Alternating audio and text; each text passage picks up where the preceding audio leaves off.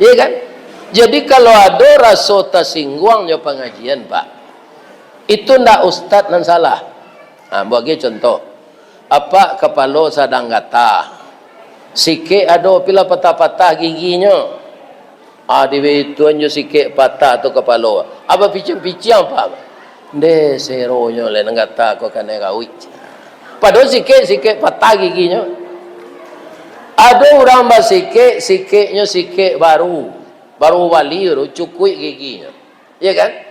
Kemudian katanya sikit gua apa dia kepala bot. Diperiksa sikit gua balik rancak kira kepala nan dikada.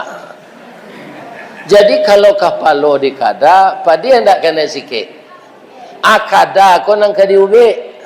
Jan ustaz nan di perhentian mengaji. Ya kan? Ini bapak-bapak. Kalau ustaz di perhentian mengaji, dia ndak ada awak ndak rugi. Ya kan? Ndak dapat pengajian awak.